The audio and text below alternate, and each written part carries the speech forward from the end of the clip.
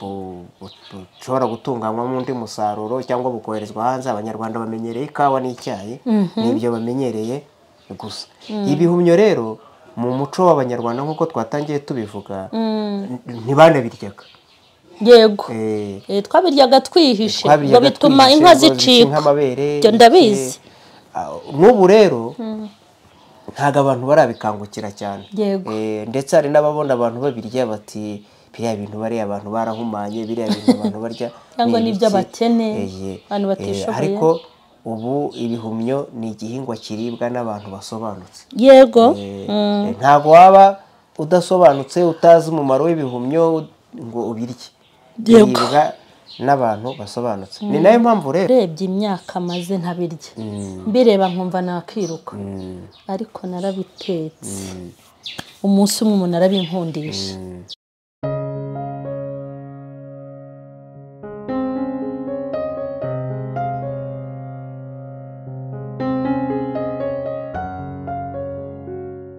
Urifuza kwambara neza, urifuza guha impano ihebuje umukunzi wawe, inshuti yawe cyangwa umubyeyi wawe, nta handi muri Kigali yose wasanga ibikunyuze uretse muri Alpha Boutique. Muri Alpha Boutique tugufitiye imyenda myiza n'inkweto, cyane cyane iby'abakobwa ndetse n'abadamu, hakiyongeraho amasakoshi meza ya original, imikenyero ndetse n'amabiju. Ibyo byose bituruka mu bihugu bitandukanye by'Uburayi, Turikiya ndetse n'ahandi. Tugane mu nyubako ya KABC Kimihurura muri etaje ya mbere, neza iruhande rwa Equity Bank, aharebana na Kigali Heights ndetse na Convention Center. Alpha Boutique ni igisobanuro cy'ubusirimu. Turabashuhuje abakunzi ba Mama Sharirene, nizere ko mumeze neza. Abakunzi banjye mugenda munkurikirana, mukurikirana ibintu bitandukanye. Turasuhuza abo mu gihugu cy'u Rwanda, abo mu bihugu by'abaturanyi, turasuhuza abari muri Afrika ahantu hatandukanye, ndasuhuza ababa muri Amerika ya ruguru n'epfo, abari muri Aziya no muri Europe no muri Australia. Ndasuhuza abakunzi banjye by'umwihariko, ndabahobeye yambi, ndabakunda cyane. Muri abantu b'ingenzi ku buzima bwanjye, ni mwebwe mutuma nza hano buri munsi nkagira courage yo kuzajya mubona mpora imbere yanyu, muranshyigikira. Noneho ariko nabonye bidasanzwe, mwarampamagaye, abantu babonye ibintu by'ibihumyo ku biganiro byanjye ndi gukora muri iyi minsi, mwagiye munyandikira mugenda muntera courage. Nanjye rero ndabakunda mbikuye ku mutima. Hanyuma batameze neza mwihangane, Imana yo mu ijuru irahari. Mbere yo kwiturema yabanje kuturemera, kandi ifite umugambi mwiza ku buzima bwacu. Nkuko nababwiye ko nimenye ibintu byiza nzajya mbibabwira. Namenye amavuta y'umusatsi wa naturere, ndayababwira, ndayabakorera, ndayabereka n'amavitamini. Namenye ahantu muri salo bakora naturere neza, ndahabajyana. Naberetse ahantu nambara imyenda myiza ku Cyangwe, narahabajyanye, mwarahabonye. Nagiye mbereka ukuntu umuntu ategura ibyo kurya byo muri firigo, guteka ibintu byinshi. Rero ntago nzajya nihererana ikintu na kimwe kigirira umumaro umuryango wanjye cyangwa kikangirira umumaro. Niyo mpamvu naberetse ukuntu nahinze ibihumyo, mubona umusaruro nakuyemo. Buriya rero biriya bigendanye n'ikintu bita umufungo.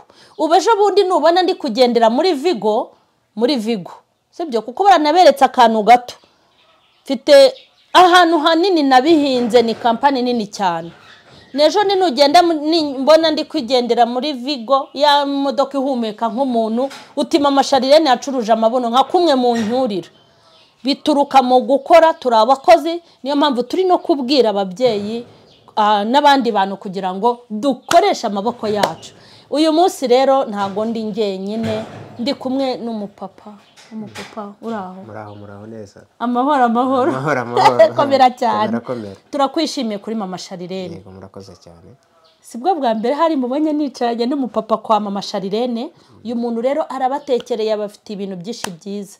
Hanyuma turashaka gusuhuza abakunzi ba Mama Sharirene, unabibwire. Yego, abakunzi ba Mama Sharirene ndabashuje cyane. Yambi nitwa Engineer Habyarimana Eric, nkaba ndi engineer muri agronomy. nkaba mfite ubuzobere uburambe mu bintu by'ubuhinzi, yego, mu bintu byo gutunganya umusaruro, n'ibyo ngibyo. turakwakiriye kuri mama Sharirene, mufashe tumwakire neza kandi tumwishimire muri komenti ku bakunzi banjye.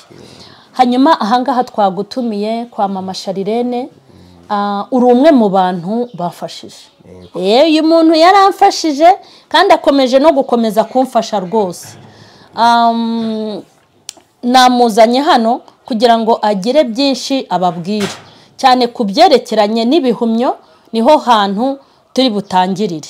Hanyuma wenda icyo nashakaga kukubaza cya mbere, hari ukuntu ibihumyo abantu babyishyizemo, ubona nka kumwe bajya bavuga ngo batera inshinge inkoko zigahita zerera zikurira iminsi nk'ingahe. Abantu bishyizemo ko n'ibihumyo ari ibintu by'ibituburano nk'izo nkoko.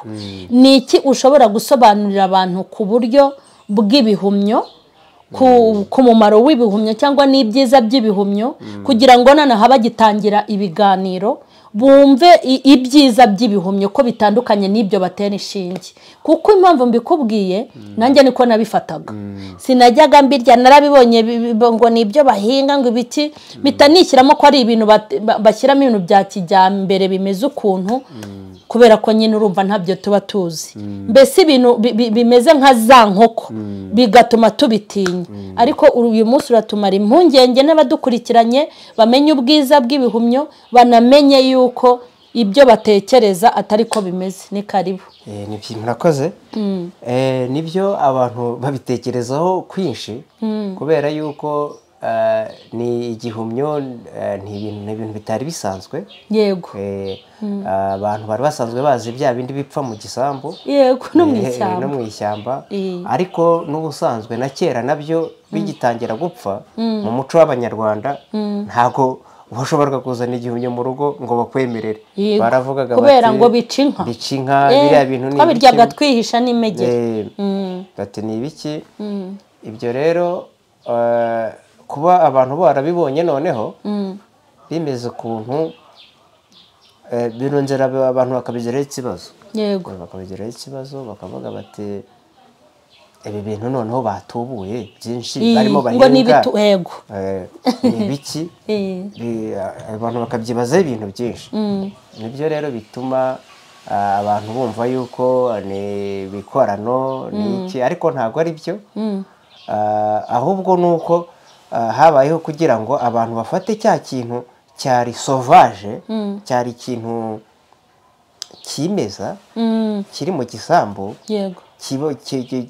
kiboneka mu gisambu, kikaba cyazanwa mu rugo, kikaba cyazanwa mu mirima, kigashobora guhingwa igihe cyose. Kuko biriya bihumyo byipfusha mu gisambu bigira igihe bibonekera, ntabwo biboneka buri gihe.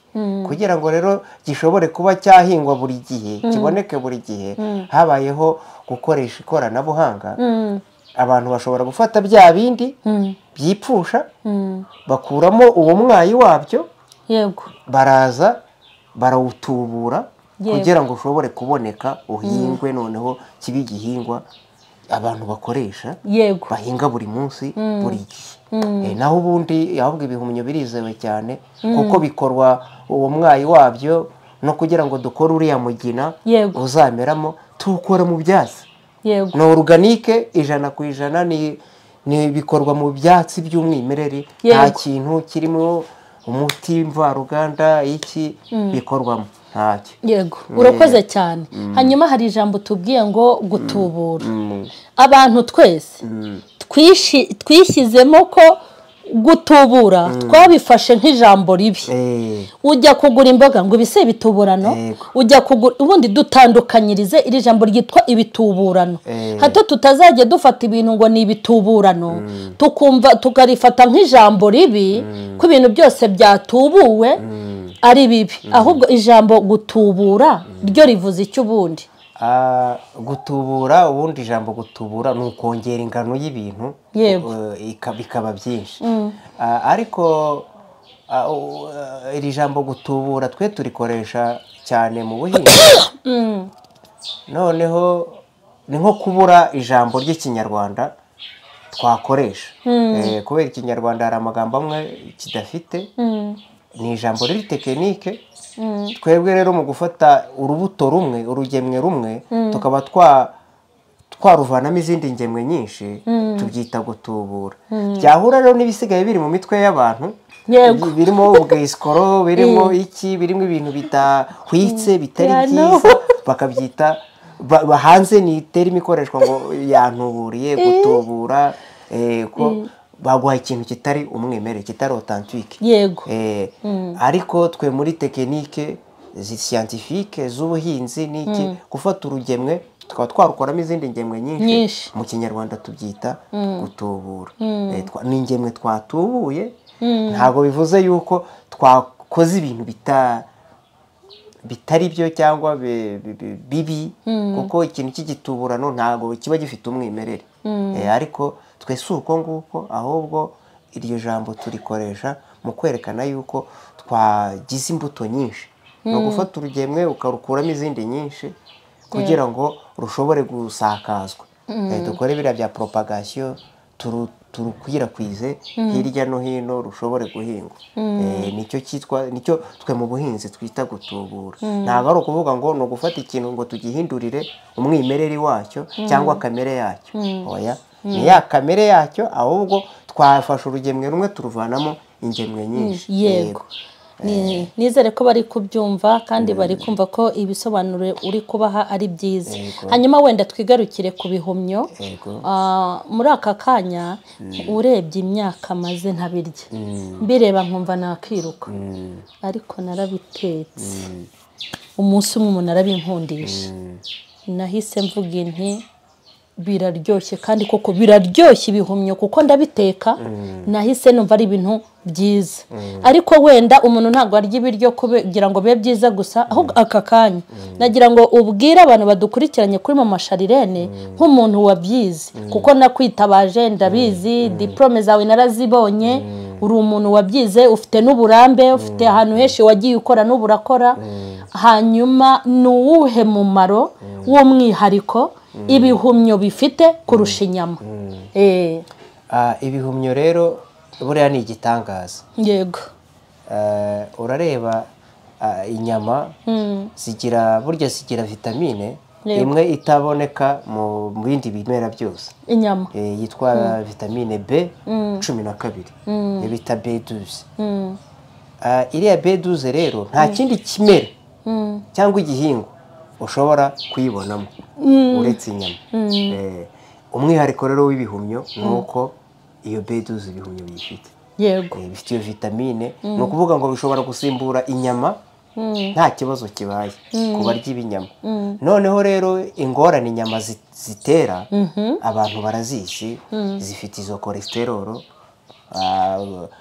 biriya binure, zifite ibindi bintu byinshi, zifite n'ubundi burozi buba mu nyama. Burya kuriya kwica amatungo, uko tuyatwaye, uko tugize gute, uko tujya kuyabaga n'iki, hari imisemburo muri yo burya isekretwa kubera yagize ubwoba ko giye gupfa. Ubwonko bwayo bugasekreta imisemburo yo kwirwanaho. Iyo misemburo rero irahindukira burya ikaba uburozi.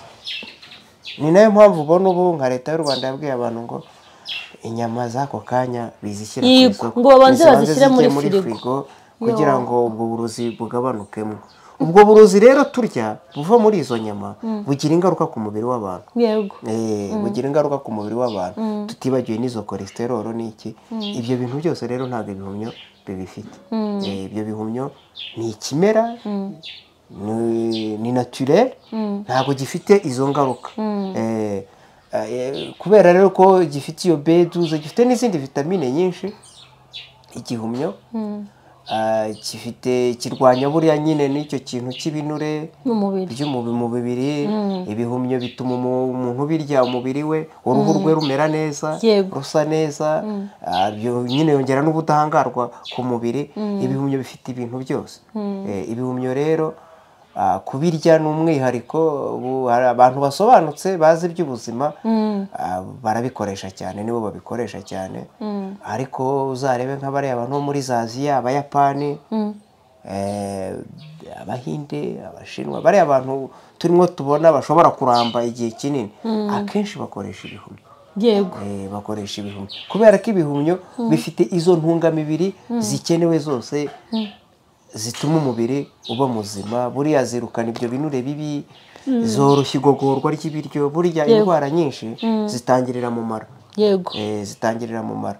Ibi bihumyo rero kubirya byoroshya igogora ry'ibiryo, ry'iriya nzira y'igogorwa ry'ibiryo, ikarwanya ibyo binure biteza ibibazo, biteza abantu za umuvuduko w'amaraso, hypertension, za diyabete, zikagira n'iyo vitamine B12, zikongerera ubudahangarwa bw'umubiri. Abantu bafite intege nke iyo bariye ibihumyo, umubiri urongera ukisubira. Igihumyo ni ikintu gikomeye cyane, ni ikintu gikomeye cyane mu buzima bw'umuntu, mu mibereho y'umuntu ya buri munsi, kuko bisimbura ibyo bintu byose umubiri wacu ubura. Ku bantu rero bafite ikibazo cy'imirire mibi, haba mu bana, mu mikurire, haba mu bantu bakuze bafite intege nkeya, iyo bashoboye kurya ibihumyo byongera kubagarurira ubuzima. yego urakoze cyane, uri kuduha ibisobanuro byiza kandi ndabizi ko barimo kudukurikirana. Ahubwo wenda icyo nashakaga kubanza kukubaza, hari ibintu abantu tumenyereye guhinga. Abantu bamenyereye guhinga ibijumba, bagahinga n'ibyo bitoki, imyumbati, mbese bya bintu byacu tumenyereye guhinga. Ni iyihe mpamvu abantu badakanguka ngo bahinge ibihumyo? Ikindi shaka ko uza kubabwira ni uburyo wenda nka depasi yo guhinga ibihumyo, ukatubwira inyungu zo guhinga ibihumyo, umusaruro se wa vuba cyangwa se isoko, kubona inyungu byihuse, ku buryo umuturage uri kudukurikirana kuri Mama Sharirene ushaka gutera imbere ese babihinga mu mujyi, babihinga mu cyaro, hagati y'ibihumyo n'ibindi bihingwa ubona uburyo byeramo cyangwa bitanga umusaruro, udushyireho itandukaniro hagati y'ibihumyo n'ibindi bihingwa ku buryo abantu bashishikarire guhinga ibihumyo. Murakoze. Tutavuye kuri uwo mumaro w'ibihumyo, uburyo bw'umubiri, bw'intungamubiri, uburyo ufitiye akamaro umubiri, ibihumyo buriya njyewe nanabifata nk'igihingwa ngandurabukungu. Kuko ubu urareba abantu twese abahinzi, iyo bavuze abahinzi hano, abenshi twumva guhinga bya bihingwa bidutunga, ibyo bijumba nyine, iyo myumbati, ibishyimbo dukeneye mu buzima bwacu bwa buri munsi. Hakaba rero n'ubuhinzi ngandurabukungu bushobora gutunganywamo undi musaruro cyangwa bukoherezwa hanze. Abanyarwanda bamenyereye ikawa n'icyayi, n'ibyo bamenyereye gusa. Ibihumyo rero mu muco w'Abanyarwanda nk'uko twatangiye tubivuga, ntibanabiryaga.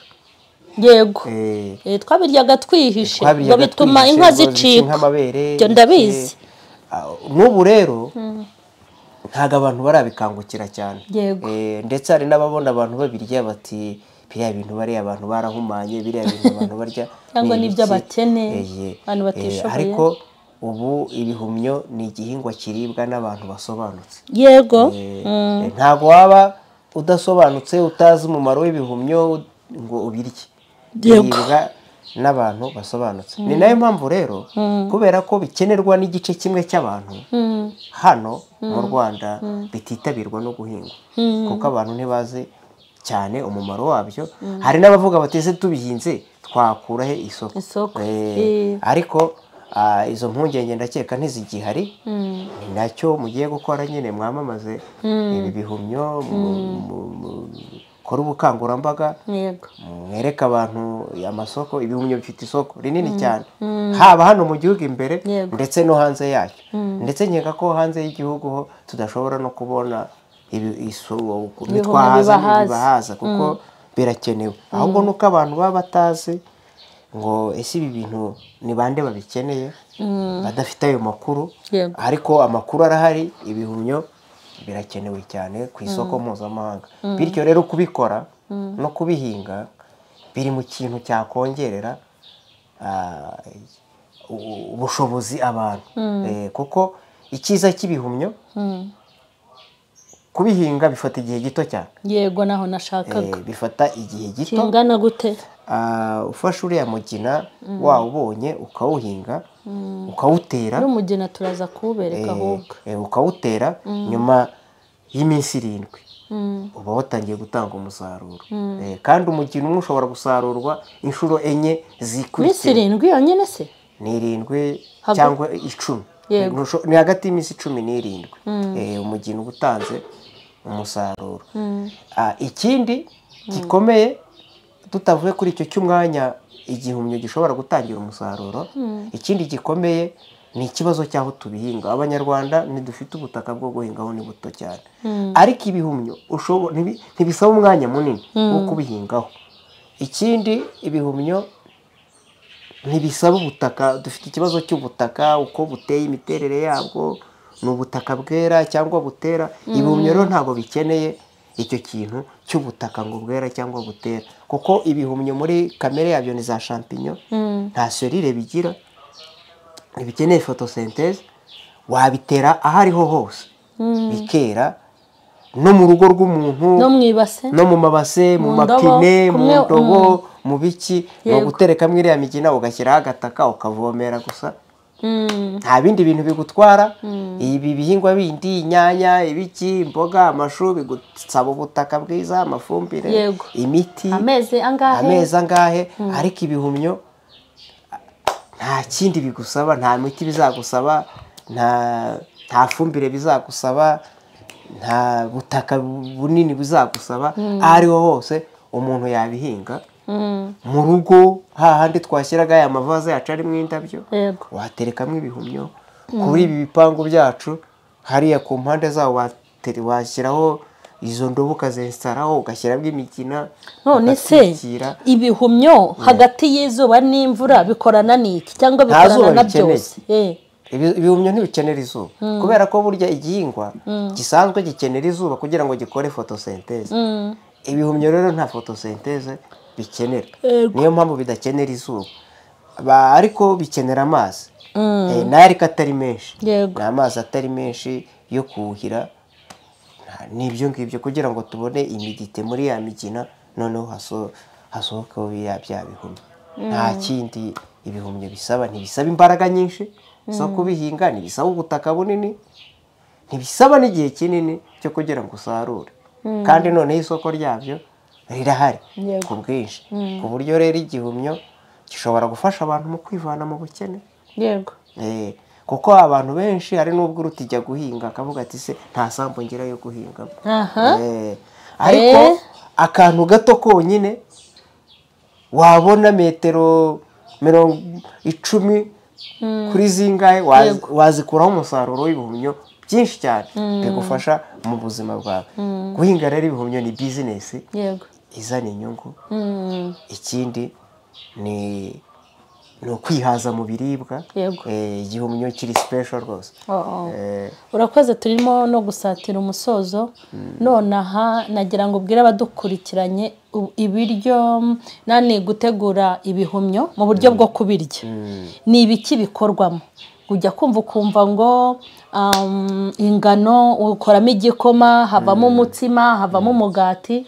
Ni ibihe byo kurya cyangwa n'ubuhe buryo butandukanye umuntu ashobora kuryamo ibihumyo? Ni isosi gusa cyangwa? Yego, murakoze. Nkuko twatangiye tuvuga umumaro w'ibihumyo, iki intungamubiri bifite. Muri ibihumyo ni inyongeramirire. Yego. Umuntu rero bishobora gutegurwa mu buryo butandukanye. Ushobora gutegurwa mu masupu, isupu isanzwe ufashe ibihumyo, no mu buryo busanzwe ukabitogosa, hanyuma ako gasupu kakanywa, cyangwa ukanabikaranga ukabivanga n'ibindi biribwa by'imboga zisanzwe. Ushobora kuribwa nk'imboga. Ibihumyo bishobora kumishwa bikavanwamo poudre, powder. Iyo powder abantu bakaba bayongera ku biryo barimo barya ibyo ari byo byose. Hanyuma rero ibihumyo no mu rwego rw'inganda byongerwa muri za supplement food supplement, bya hari ibintu abantu bazi nk'ibinini cyangwa bafata nk'imiti ariko bikoze mu bihumyo byongerera umubiri imbaraga ku buryo wakariye ako kantu gashobora kuba ari cya gihumyo uko gisanzwe byongerwa muri ibyo bintu bindi byongerera ubudahangarwa umubiri cyangwa inyongeramirire. Ibihumyo bishobora gukorwamo. Turagushimiye, Imana iguha umugisha, Imana iguha imigisha myinshi. Hanyuma rero mwabyumvise, maze iminsi mbereka iby'ibihumyo, nari mbazaniye n'umuntu ubizi noneho kundusha, ariko nanjye umumaro wabyo narawumenye kandi sinawumenye kera. Ni vuba, nawe rero ukimara kubibona ushobora kwivana mu bukene, wabitegura iwawe mu rugo mu buryo bwo kubirya cyane kurusha inyama kugira ngo ubone izo ntungamubiri, wabikoresha mu gushakisha amafaranga witeza imbere. Hanyuma turabashimiye abari bakurikiranye iki kiganiro, Imana nibaho umugisha. Abatarakora subscribe muyikore, mukore share, kandi n'abashaka ibihumyo n'ubundi mutubwire birahari, mwaduhamagara kuri za nimero mwabonye. Imana nibaho umugisha. Amen.